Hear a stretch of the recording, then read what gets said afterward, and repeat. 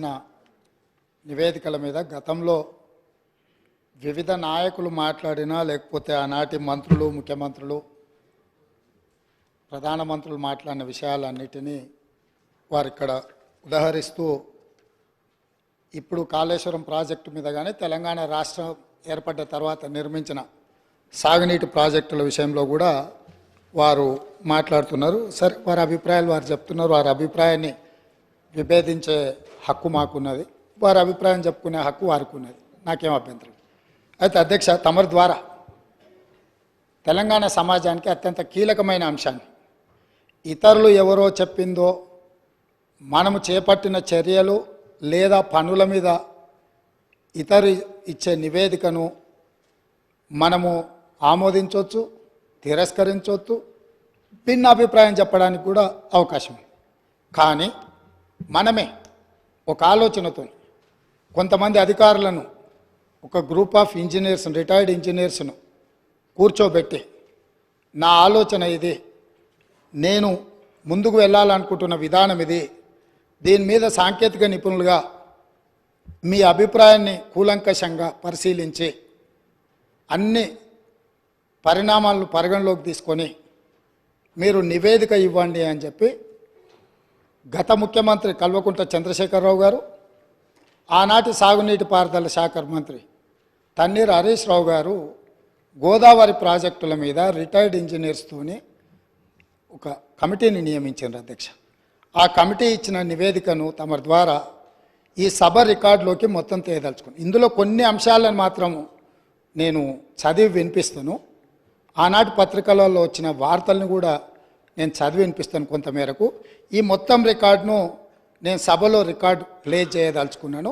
నేను ఈ చదివి వినిపించిన తర్వాత ఈ టోటల్ రికార్డు సభ దీంట్లోకి తీసుకోవాల్సిందిగా తమరి నేను విజ్ఞప్తి చేస్తున్నాను అధ్యక్ష. ఈ report of committee barrages and Godavari and Pranahita Chevella, ఈ కమిటీని ఆనాటి ముఖ్యమంత్రి చంద్రశేఖరరావు గారు నియమించారు. ఇది 14 పేజీల కమిటీ నివేదిక ఇచ్చింది అధ్యక్ష.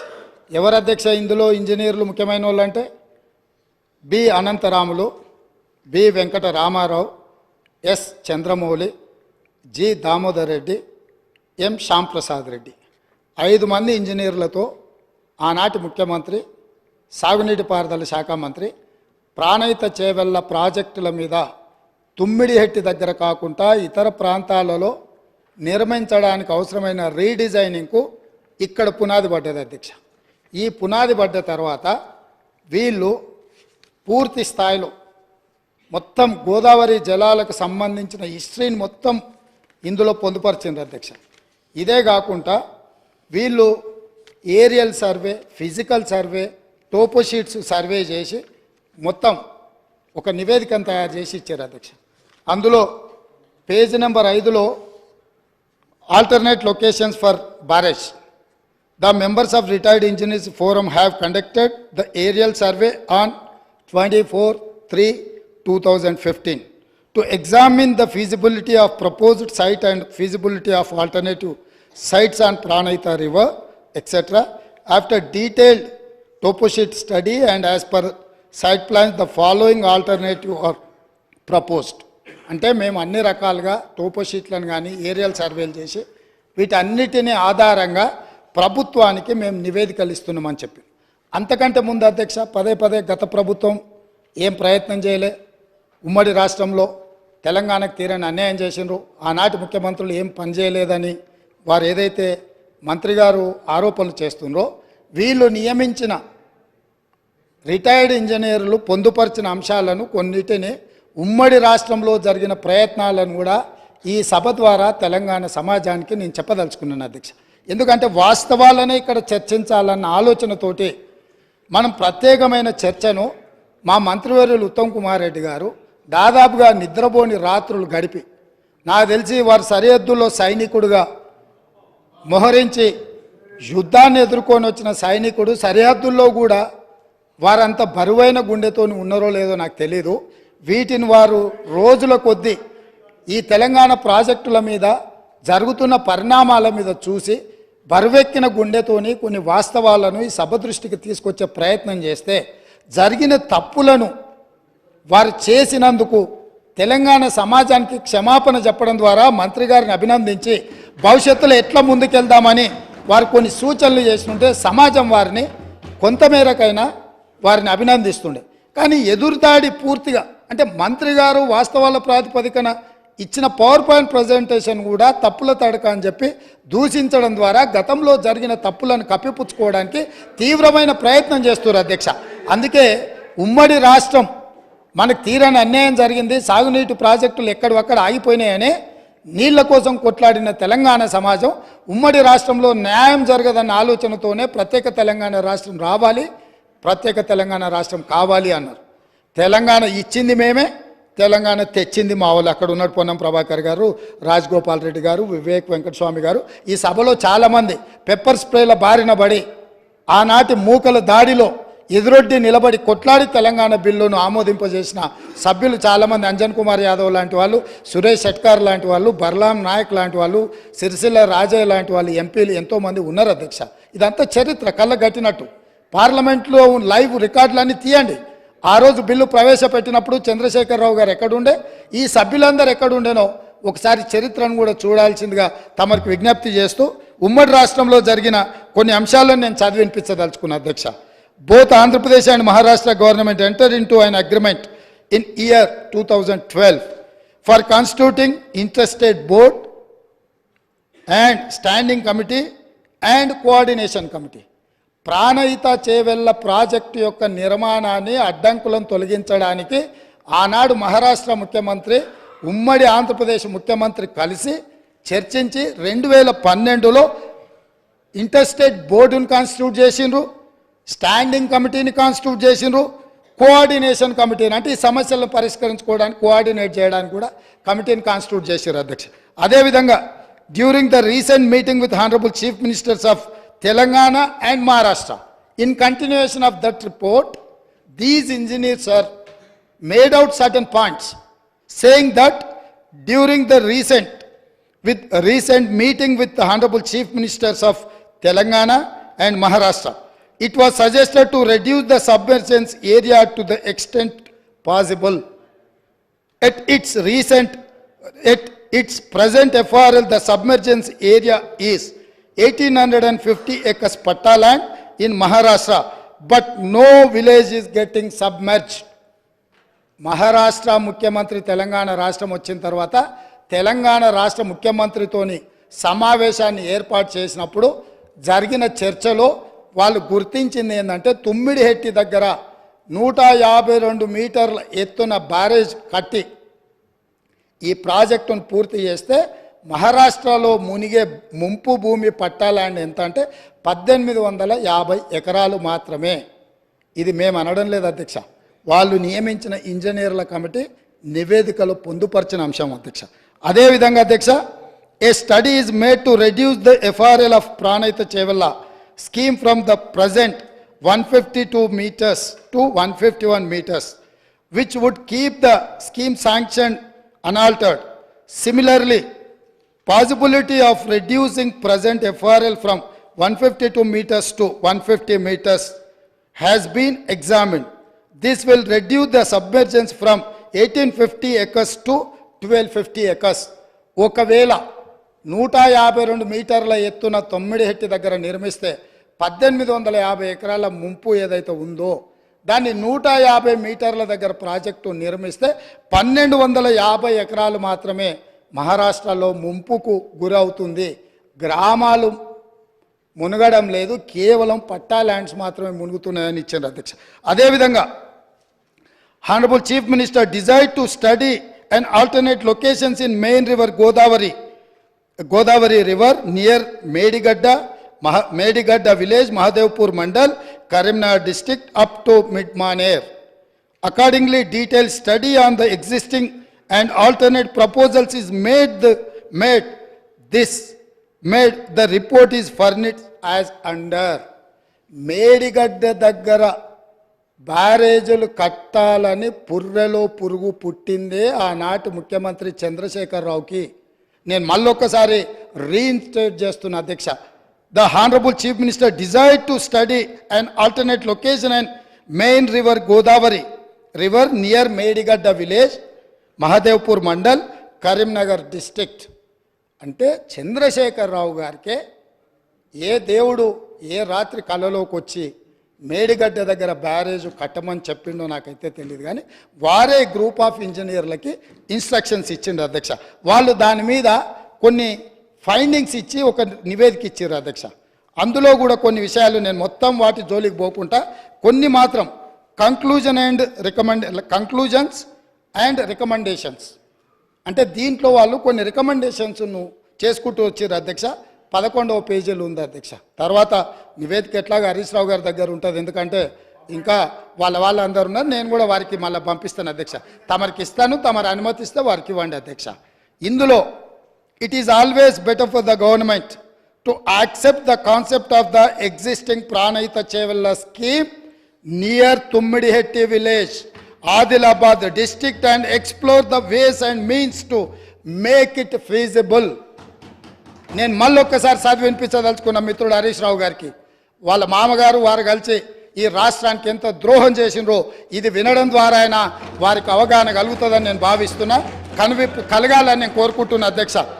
It is always better for the government to accept the concept of the existing Pranahita Chevella scheme near Tummidihatti village, Adilabad district and explore the ways and means to make it feasible.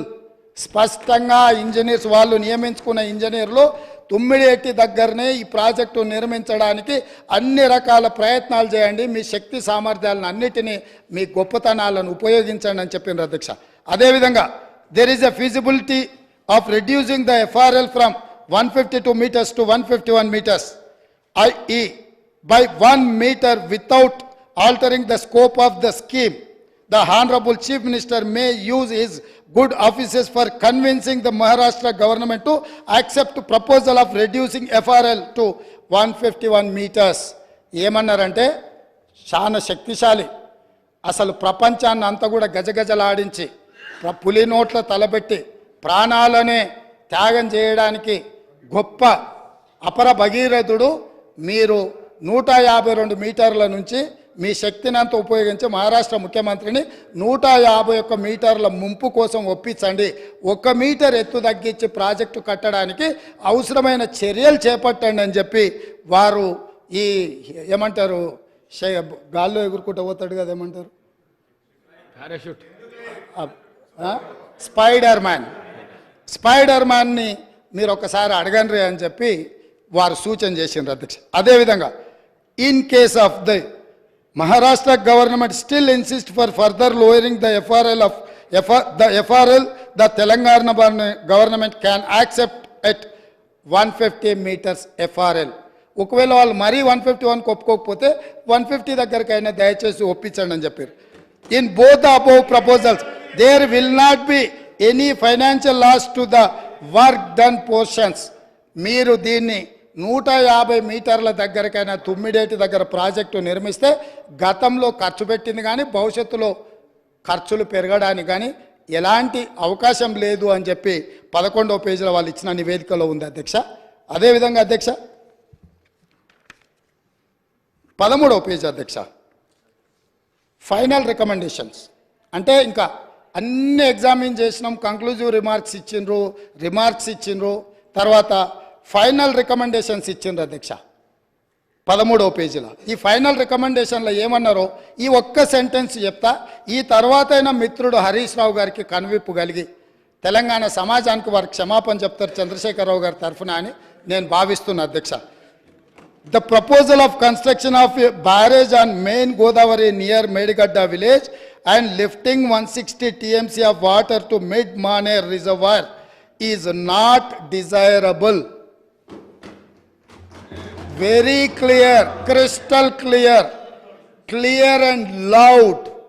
They have said ఇది ఉపయోగం లేని నిరుపయోగమైన ప్రయత్నము. నేను మళ్ళొక్కసారి చదివి వినిపించే రికార్డులోకి ఈ విషయాన్ని అంతా తీసుకురాదలుచుకున్న అధ్యక్ష. The proposal of construction of a barrage on main Godavari near Medigadda village and lifting 160 TMC of water to mid Maner reservoir is not desirable. 5 మంది ఎవరు అధ్యక్ష? దీంట్లో సంతకం పెట్టింది, నివేదిక ఇచ్చింది. తెలంగాణ కోసం కొట్లాడిన ఇంజనీర్ల అధ్యక్ష, నీళ్లకు మన తెలంగాణ ఎట్లా బాగుపడుతుందో అని చెప్పిన ఇంజనీర్లు, ఆ ఇంజనీర్లు B Anantaramulu, P Venkataramarao, S Chandramouli, G Damodar Reddy, M Shyamprasad Reddy, 5 మంది ఇంజనీర్లు కష్టపడి అన్ని పరిశీలించి పూర్తి స్థాయిలో ఒక ఎక్స్పర్ట్ కమిటీ రిపోర్ట్ 14 పేజీలతో ప్రభుత్వానికి ఇస్తే, ఆ రోజు సాగునీటి పారుదల శాఖ మంత్రి హరీష్ రావు గారు, ఆనాటి ముఖ్యమంత్రి చంద్రశేఖరరావు గారు ఈ నివేదికను తొక్కిపట్టి మసిబూసి మారేడుగాయ చేసి మేడిగడ్డ దగ్గర బ్యారేజీలు కడితే తెలంగాణకి ఏదో మేలు జరుగుద్దని 38,500 కోట్ల రూపాయల నుంచి 1,47,000 కోట్ల రూపాయలకు ప్రాజెక్టు అంచనాలు పెంచినరు. ఒకవేళ పెంచి అంచనాలతో నిర్మించినా అది ఉండి తెలంగాణ బీడులు వారిన భూములకు ఒకవేళ పచ్చని పైర్లు బండిని ఉంటే ఈ లెక్కలు ఈ ఉత్తమ్ కుమార్ రెడ్డి గారు రాత్రి పగళ్ళు కష్టపడి ఈ పవర్ పాయింట్ ప్రజెంటేషన్లు ఇవన్నీ చెప్పాల్సిన అవసరం లేకుండా అధ్యక్ష. ఇదే కాదు అధ్యక్ష, పదే మా మిత్రులు అసలు చంద్రశేఖరరావు గారు అంటే ఏమనుకుంటురే, నీళ్ళకే నడక నేర్పిండు, అలా అసలు హంసకు కాదు అదేంది నెమలికి డ్యాన్స్ నేర్పిండు, అసలు అపర భగీరథుడు అని వాళ్ళు చెప్తున్నారు అధ్యక్ష. ఇది 23 సెప్టెంబర్ 2015 అధ్యక్ష. తమరు చూడాలి అధ్యక్ష, తమరు చూడాలి, సభ్యులు చూడాలి. సాక్షి పత్రిక సెప్టెంబర్ 23, 2015 నాడు, ఇవాళ ఏ తారీఖులు ఉన్నాం అధ్యక్ష? ఫిబ్రవరి 17, 2024 ఉన్నాం అధ్యక్ష. 9 ఏళ్ల కింద, దాదాపుగా 9 ఏళ్ల కింద అధ్యక్ష, మేడిగడ్డ మేడి పండేనా మిత్రులందరూ చూడాలి. ఆ రోజు సాక్షి పేపర్లో మీ మిత్రుడే మీ సహచర పంచపక్ష పరమాణాలు మీరు ఏదైతే ప్రగతి భవన్లో పిలిచి భోజనం పెట్టినరో ఆ మిత్రుడి పత్రికల మేడిగడ్డ మేడి పండేనా అని 2015 నాడు ఈ పత్రికలో రాసిన వార్త, దీంట్లో రాసింది నేను కొంచెం చదివి వినిపిస్తా అధ్యక్ష, ఎందుకంటే తెలుగులో ఉంది. కాళేశ్వరం దిగువ నుంచి నీటి మళ్లింపు ఆర్థిక భారం అంటున్న నిపుణులు, ప్రభుత్వ ప్రణాళిక ప్రకారం ఎల్లంపల్లి వరకు వచ్చే ఖర్చులు 14,000 కోట్లు. దీంట్లో అధ్యక్ష నేను నివేదికలు చదువుతున్నా అధ్యక్ష. ప్రస్తుతం ప్రతిపాదిస్తున్నట్టుగా కాళేశ్వరం దిగువన మేడిగడ్డ నుంచి నీటిని మళ్లించే ప్రక్రియ పర్యావరణ పరంగా, ఆర్థికంగా, నిర్వహణ పరంగా ఏమాత్రం మంచిది కాదని ఇన్స్టిట్యూట్ ఆఫ్ ఇంజనీర్స్ తేల్చి చెబుతుండడము ఇప్పుడు కొత్త చర్చకు తెరలేపింది. అదేవిధంగా అధ్యక్ష ఇంకో పదం కూడా చెప్పారు, ప్రభుత్వ దూరదృష్టి అవగాహన లోపాల కారణంగా ఈ ప్రాజెక్టు అబాసుపాలు కాకుండా ఉండాలంటే ప్రత్యామ్నాయ మార్గాలపై అధ్యయనం చేయాలన్న వాదన వినిపిస్తుంది. ఇది ఈరోజు ఉత్తమ్ కుమార్ రెడ్డి గారు చేసిన ఆరోపణ కాదు అధ్యక్ష. ఈరోజు మునిగిపోయిన మేడిగడ్డ, పగిలిపోయిన అన్నారము, కుప్పగూలిన సుందిళ్లను చూసి మాట్లాడి రాసింది కాదు అధ్యక్ష. ఆ రోజు సాంకేతిక నిపుణులు ఇచ్చిన నివేదిక ఆధారంగా ఆ రోజు మీడియా మిత్రులు తెలంగాణ మేలు కోరి ఈ వాస్తవాలన్నిటిని ఆ రోజే చెప్పిండ్రు అధ్యక్ష. వీటన్నిటిని పెడచెవిన పెట్టి దాచుకోవాలన్న ఆలోచనతోని, తెలంగాణ ఖజానాను కొల్లగొట్టాలన్న ఆలోచనతోటి ఈరోజు ఇంత దుర్మార్గానికి ఒడిగట్టి ఈరోజు ఈ రకంగా ఇక్కడికి వచ్చి మా వెంకన్న మాట్లాడితే వెంకన్న మీద దాడి, మా భట్టి గారు మాట్లాడితే వారి మీద దాడి, మంత్రి గారిని అసలు సహించలేకపోతున్నాడు. ఎందుకు అధ్యక్ష? నేను ఒకటే అడుగుతున్నా అధ్యక్ష, ఈ కాళేశ్వరం ప్రాజెక్ట్ అనేది తెలంగాణకు వరప్రదాయిని కాదు అధ్యక్ష, వీళ్ళ పుణ్యమా అని కాళేశ్వరం ప్రాజెక్టు తెలంగాణ సమాజానికి ఒక కలంకంగా మారింది అధ్యక్ష.